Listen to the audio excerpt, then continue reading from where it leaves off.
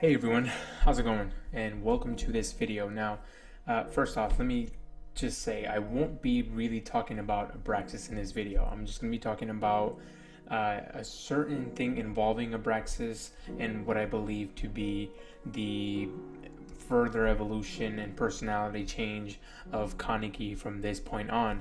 Now, the reason why is one, Chibi already made a video talking pretty much everything about Abraxas itself, so if you guys haven't seen that video, go check it out. And another thing is there's a Tumblr post I'd like to link that further, I guess, explains pretty much what Chibi said in a written format, and that is Flappy Amon's Tumblr post. If you're watching this, Flappy Amon, your webpage design is amazing. I had to say that out here. But anyways, I'll leave the link to that person's Tumblr page down below so you can go check it out, and also Chibi's video so you can go check it out if you haven't seen it. But let's get on with this video. I don't want to make it too long. But basically what I wanted to talk about is what I believe we will be getting from Kaneki at this point in terms of personality wise, because the Tumblr post and what Chibi really talk about is physically, okay, is Kakuja, what kind of Kakuja he's gonna have, and the physical abilities that he's going to have, and not so much so the personality and the motive that Kaneki is going to have. And so this time around, I want to bring, I guess, a different perspective into this, and speaking about what we will be seeing in terms of Kaneki. So I've already talked about mostly what I believe to be the final version of Kaneki in my video called The Final Kaneki, which I made a couple months back. It correlates 100% to what happened in the most recent chapter of Tokyo Ghoul. So if you have not seen it, go check it out. It's like half an hour long. It's a lot more in depth, a lot more in context, and so I don't want to be repeating that as well. So you can just go check out that video and come back when you finish it. But anyways. So, in this chapter, it says at the end that there was a world that was destroyed, and then Kaneki is looking up, and then Hide ends off by saying "live," and the world has been destroyed. Quote has been quoted before in the beginning of Tokyo Ghoul, where we get that sentence: the bird fights its way out of the egg. The egg is the world who would be born. Must first destroy a world, which is a book called Demian by Herman Hesse. Now, again, if you already seen the video, you already know what I'm talking about. So, basically, the line that continues speaks about Abraxas. Now, here's the interesting about Abraxas. Abraxas is an old god. It's actually pre-Christianity, so it's a very, very old religion, and there actually isn't much known about him personality-wise, but he was a very popular god. Now, in this sort of religion, it was more like an amalgamation of religions during this period of time. Just people's religions were just kind of melding into one kind of big thing that people were worshiping, and so there were multiple gods and everything like that. But Abraxas was one of the actual gods that was considered to be the one above all. So he was the most omnipotent out of them. So a lot of the times they believe that in these religions they believe that their lesser gods didn't have as much authority and power as the bigger gods, but gods like Abraxas is really one of the few, but he's the most prominent because he's actually one of the biggest ones. Abraxas is one of those gods who actually had like authority over everything, and he was pretty much omnipotent, and he was the one who, I guess, brought the universe into fruition, in terms of him creating knowledge and concepts of life and concepts of themes, theological and psychological, into existence, and that's how they based Abraxas on this religion. So he was basically what you would consider in Christianity and in most bigger religions, God, quote unquote God. No Christ or no demigods or anything like that. He was the one above all of them, and so. With that being said, though, he wasn't never really shown to have. There was never any description as to what he was actually personality-wise, and that kind of made me think. With this being said, Ishida can do anything he wants with this, because if Kaneki's going to have some kind of influence from this god Abraxas, then character-wise, we aren't really sure what his purpose is now that he has decided to live. Because, okay, he has decided to live, but he doesn't really mention any kind of purpose or any kind of sense as to why he wants to live. And that's the kicker. And that's what I want to talk about today.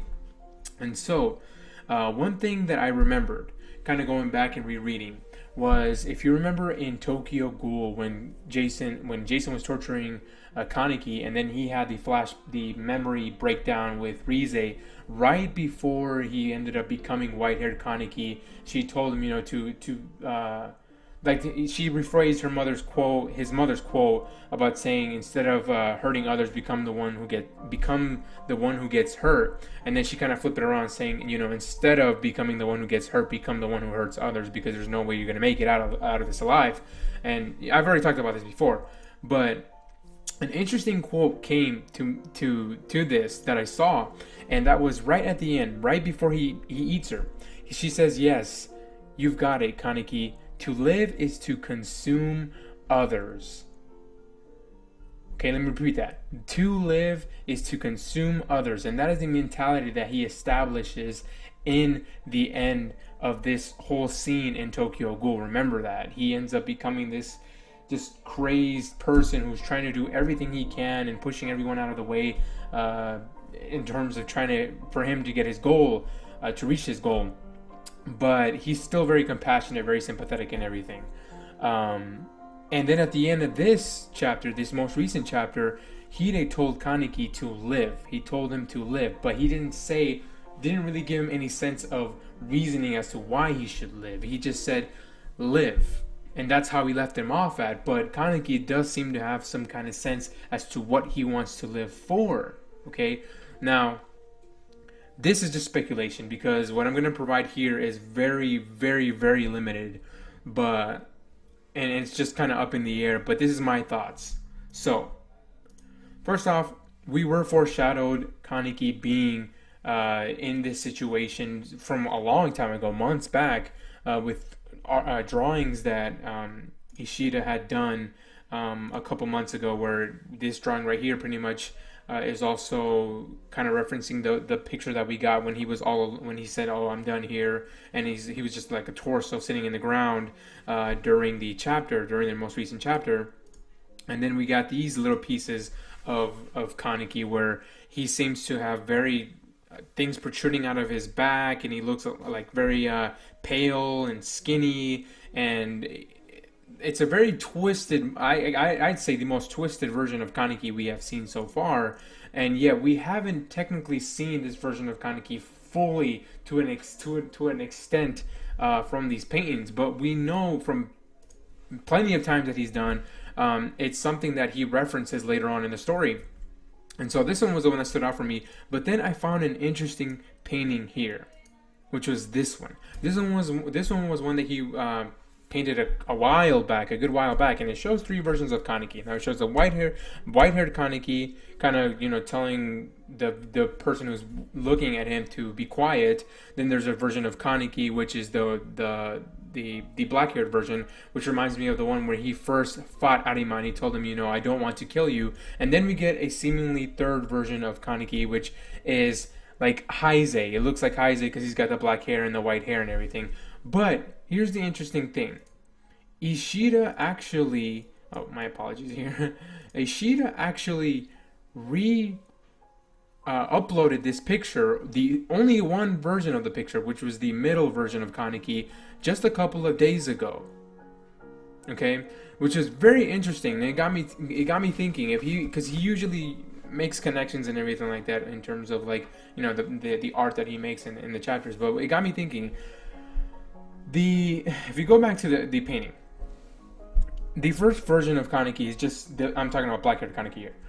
He's just kind of looking at the viewer, at whoever's looking at him, and it reminds me a lot of the Kaneki that we get in the beginning of Tokyo Ghoul when he fought Amon.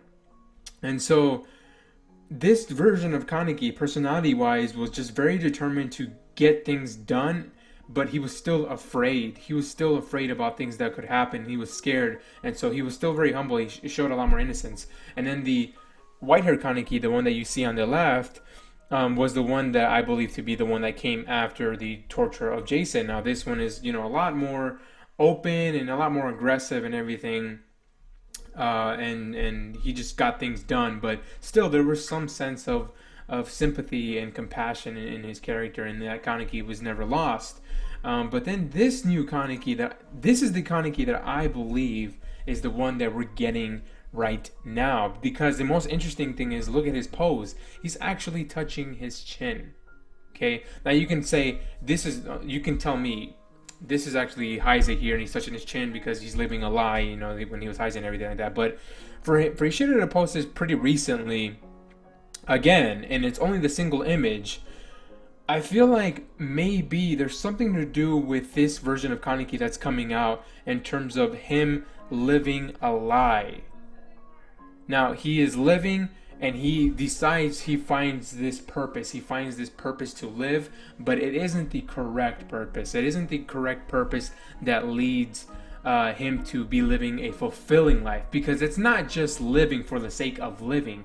It has to be living for the sake of living a fulfilling life. Because if you read the book Demian and you see how the story develops, at the end of the story, Emil becomes self-aware of who he is, but he ends up accepting his faults and his defaults and his the good things about himself and his life, and he comes to appreciate everything. And because of this, because of him becoming self-aware, he learns to live a life where he is filled with fulfillment, where he feels like he is living a life worthy of living, and not in the sense of just living because of living. And so I think that right now Kaneki is going to go to a point in time where he is living a life just for the sake of living, and he decides to find a purpose just because he decided to tell himself he wants to live, because he does want to live, but he does not find the right purpose and as to why he wants to live, and we still maintain a false version of Kaneki. Now, this is the closest Kaneki we're getting, and after this I do believe we're going to be seeing the true Kaneki, but he right now is not going to find the real reason as to why he wants to live. I think he's going to make up some kind of reason as to why he wants to live, and live this life that he's not technically proud of, and he's not living a fulfilling life. And so that's what I believe. But I'm not sure, because Abraxas is supposedly the amalgamation. He's the yin and yang. He's the good and the bad combined into one. But personality-wise, we don't know what kind of a character he was. Was he a noble god? Was he a fearsome god like other gods are? Because there are variations of gods. And that's the one thing that left me very interested, is we don't know what kind of character, what kind of personality Abraxas actually had. And so for that being said, if we connect it with Kaneki and this new persona and this new version of Kaneki that has come out of this, that wants to live, what kind of attitude will he have towards life now that he has decided he wants to live? Is it for the sake of good? Is it for the sake of redemption? Is it for the sake of revenge? What does he want to do with his life? And will he see himself living a fulfilling life? That's all I gotta say, folks. Thanks for watching. Let me know your thoughts in these comments down below, people, on what you think we will be getting out of Kaneki here. Now, again, this is all speculation, because these are just pictures that I'm referencing here. But yeah, let me know what you guys think about this discussion here, and what you guys think we will be getting out of Kaneki in the forthcoming chapters. And do you think that right now we are getting a final version of Kaneki? Do you think that this Kaneki that is coming out right here is the final version, or do you think that we still have one more step to go? Let me know all that in the comments down below, people. Thanks for watching, and I'll see you guys next time. Peace.